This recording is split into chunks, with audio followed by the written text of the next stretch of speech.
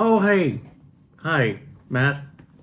Um, this is another video where I'm going to tell you all about some of the Blu-rays and DVDs that I've acquired in the last few months. I think it's been about 6 months since I've done a video of this nature, so it's high time I do another one. All right. First, I'm going to clean up some loose ends from the last video. I just wanted to make sure that you knew that I finished watching Link, and nobody turns into a primate in that movie. So go ahead and put that in your notes for next time. And then I also want to um, um, make sure that I mention that the director of these three movies, Metropolitan, Barcelona, and The Last Days of Disco, is not Walt Stillman. It's Whit Steelman. Whit Steelman. So I just wanted to make sure and make that correction. All right. So let's go through these movies that I've acquired in the last few months.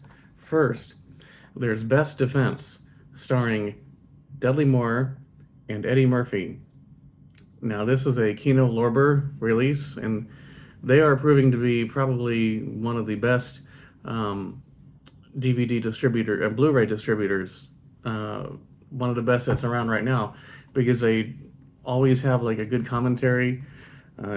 Sometimes it's with someone who was, in the crew of the movie, but it's usually someone who was like an expert on the film historians, people who are probably more interested in the movie than anyone who was actually had anything to do with them. In this case, the screenwriter and producer of the movie was involved in the commentary, Alan Spencer, and author and film historian Justin Humphreys. So this is I think a lot of people know about Best Defense, how it's basically a Dudley Moore movie, but with 15 minutes of Eddie Murphy. I think it's a pretty okay movie. It's not bad. I mean, I don't think it's worthy of its reputation of being a crappy movie, because I thought it was pretty good. If you just look at it as okay, if you just go into it knowing that Eddie Murphy is going to be barely in it, then I think more people would enjoy it. But I think that people let their expectations dictate whether or not they're going to like a movie. Kind of like with Halloween 3, Season of the Witch, where I think a lot of people went into that movie thinking, oh, well, there is no Michael Myers in this movie, therefore it sucks. It's like, which is totally not true. Halloween 3 is one of the best horror movies of the 80s, of any decade. It's great. I didn't care that Michael Myers wasn't in it, because that's not how it's advertised. It wasn't advertised as that character going to be in it. Anyway, the next Blu-ray I have is called the Agfa Mystery Mixtape Vault.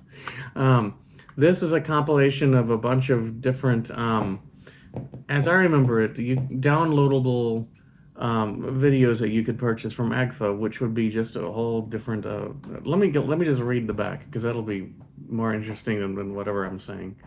Calling all hairdressers, Pazuzus, and devious elves, the Agfa Mystery Mixtape Vault is a 2-disc, 500-minute odyssey that collects 8 feature-length VHS mixtapes from the crackpots at Agfa, including 2 that have only ever been available theatrically. We'd love to share the titles of the mixtapes, but then there would be no mystery. And what's the fun in that? Okay, so this does have, it's 2 discs with 8 mixtapes preserved from VHS, and there's a commentary track on some of them, not all of them. I was disappointed. I thought that there would be commentary tracks on all of them, but I've only popped in disc 1. It's a 2-disc set, and only one of the 3 hours of stuff on disc 1 has a commentary, but that's okay. I still love that this is all available on Blu-ray. Here's something interesting. When I put this into my regular Blu-ray player in the living room, it wouldn't play. So I returned it to Amazon and got a new one, and the same thing happened. It just wouldn't play. So I sent a I sent an email to AGFA and said, well, have you heard anything about this having a defect or not playing? And they said, no, not really. So my next thought was, why don't I try it on another Blu-ray player? So I had recently purchased another Blu-ray player. It just happened to be a 3D Blu-ray player, which I don't really have any use for. I don't have any 3D Blu-rays. But it worked on that one. This worked on the 3D Blu-ray player, so I don't know why, but that happened. All right. The next one is a Blu-ray of The Towering Inferno, which apparently came from Asia. I didn't know it was going to come from Asia until I got it from Amazon. I have no idea if it plays. On here it says, does it have a region code on there? If it does, it's covered up by this sticker on the back. I haven't opened it yet, so anyway. It has a commentary on it, which I have listened to in the past. It was a good commentary. And if I could read this language, I would tell you who did the commentary, but I don't remember. I think the middle name of the person is Q. That helps a lot. All right. Here is the Bill and Ted's Most Excellent Collection. This has the first two Bill and Ted movies, Bill and Ted's Excellent Adventure and Bill and Ted's Bogus Journey, on Blu-ray, and it has commentaries for both films also. I think both the commentaries have Alex Winter, who played Bill. So, not bad. That holds some promise. Here's Fletch, which recently came out on Blu-ray, also from Kino Lorber. Fletch has an audio commentary by entertainment journalists and authors Brian Reisman and Max Every. These are a couple of guys who do commentaries on Kino Lorber discs. They're usually pretty good commentaries. Again, a lot of the better commentaries these days are ones done by just entertainment journalists or film historians, not necessarily by people involved in the movie, because they may not, a lot of these movies are older, so their memories may not be what they once were, or they might just not be around anymore. So it's really good that there's studios like Kino Lorber continuing to preserve and release these movies and provide commentary tracks from interested parties. It's been a long time since I've been to an interested party. Usually I go and I just have no interest. The Light Ship stars Robert Duvall and Klaus Maria Brandauer. And this is a movie which I heard about on a podcast. I think it might have been the Pure Cinema podcast, which is a great movie podcast. That and the Projection Booth podcast are two movie podcasts that I highly recommend. I'll give you a minute to write those down.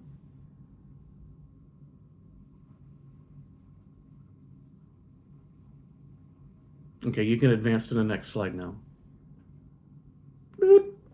Okay, so The Light Ship is I haven't seen this, but I've heard it's good.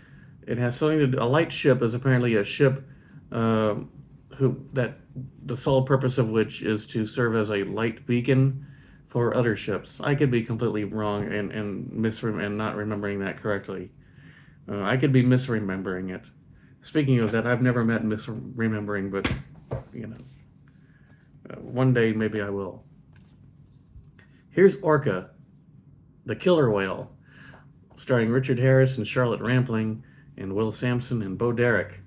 And this is it was better than I thought it was going to be.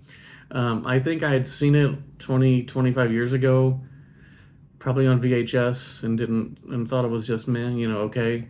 But I've watched this one again, and I was surprised at how it's not exactly like Jaws. Of course, it came out in 1977, 2 years after Jaws, so they had enough time to definitely rip it off. But the only part that is really a rip-off is that there's an aquatic creature causing commotion. But if I remember, it's been a few months since I've seen this, but if I remember correctly, the whale in the movie is not exactly just seeking out to kill people for no reason. It has a reason. I think people were impeding on its. Oh, I think I know. Remember now. I think someone killed the orca's mate, and this made the orca mad. Of course, I understand. That would never be a good thing. But so the orca. Anyway, again, I could be remembering it incorrectly, and if I am, leave a comment. There's a cat that is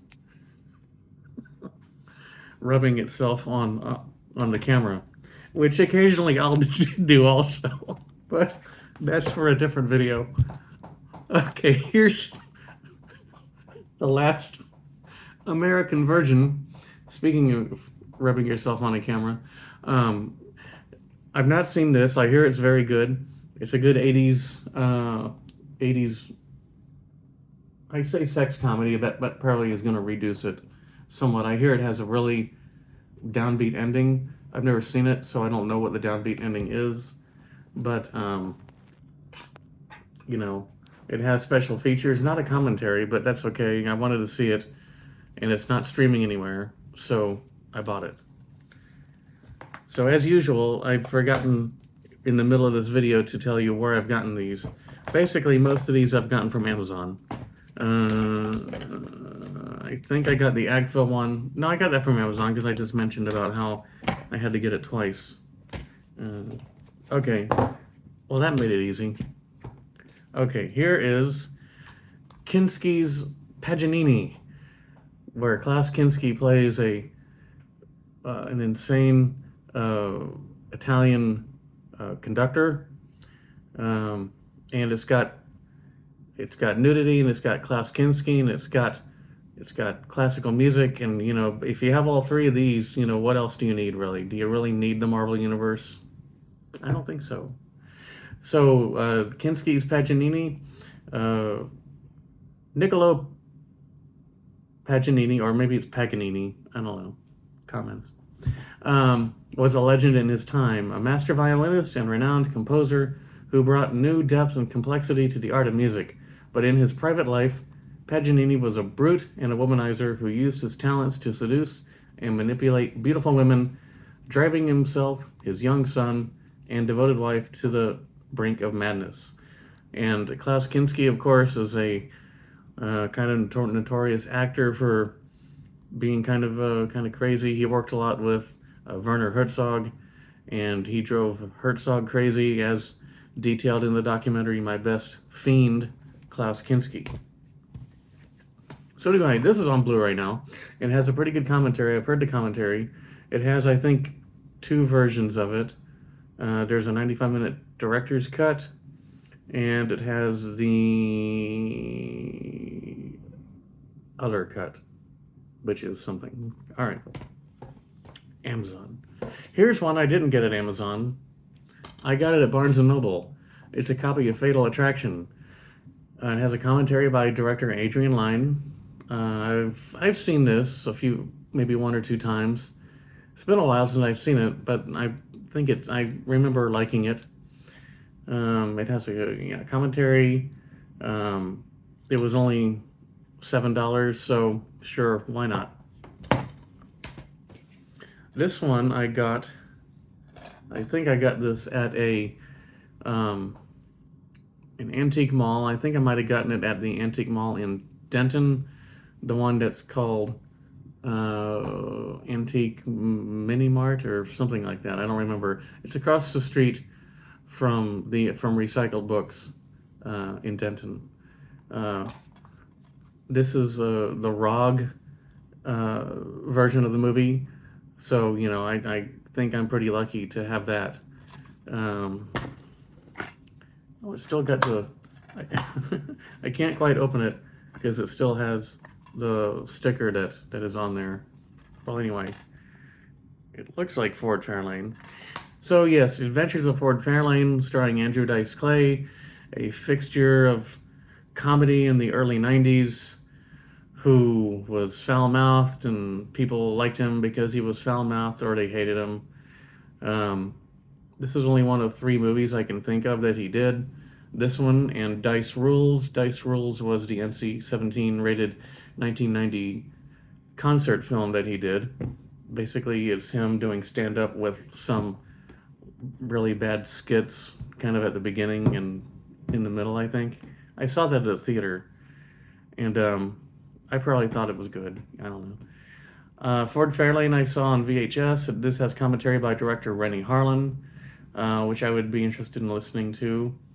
I think I remember thinking this is an okay movie, not great, but Ford Fairlane. It's one of those movies that you watch and it maybe just you watch it because you want to have memories brought back of the time and place where you were when you were watching a certain movie. Um, kind of like Once Upon a Time in America. Um, I've only actually seen this once. This is the version that I saw. This is the long version, the 229-minute version, which is 3 hours and 49 minutes. There's a shorter version, which came out in theaters, I think was 2 hours and 20 minutes or something like that. But it kind of had the same thing happen to it as Heaven's Gate, where the director of the movie did not intend for it to be short. It was a long, sprawling epic, and this is the definitive long version, 229-minute version of the movie. And this has a commentary, a full-length commentary by film critic Richard Schickel, which is probably a really good commentary. I haven't listened to to the commentary yet, but I kind of wish this would have had the short version on it also. Just as a piece of cinema history, I think the Brazil Criterion Collection disc has the short version and the long version. Let's look. Let's see. Brazil has the director-approved 2-disc Blu-ray special edition. It has the 145-minute director's cut, and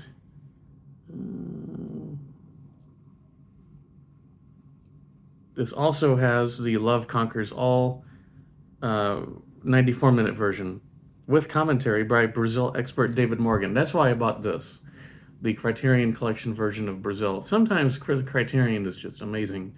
Sometimes they put out movies I don't really care about. Brazil, I mean, I like, but I'm not like a huge fan. It's still in shrink wrap, and I've had this for like 10 years probably. Anyway, there's that. So, Once Upon a Time in America. I got this at Recycled Books in Denton. And then here is a double feature disc of Cocoon and Cocoon the Return. I've heard that Cocoon is really hard to find on disc. It doesn't stream very often for some reason.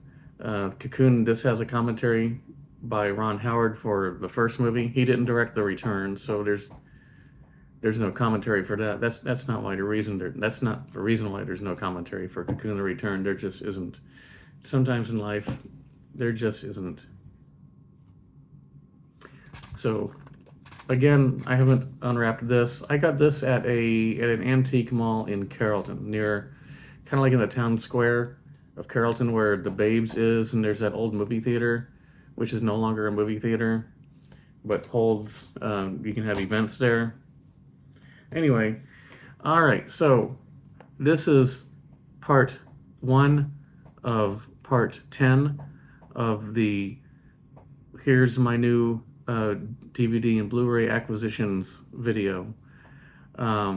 If you would like to have a written printed transcript, just send a self-addressed stamped envelope to Journal Graphics, P.O. Box 9, Blair, Nebraska, 50152.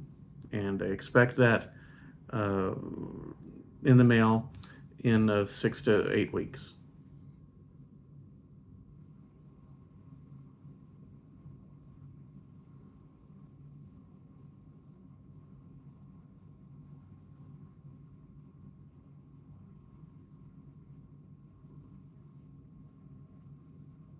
Yeah, 6 to 8 weeks. Yeah.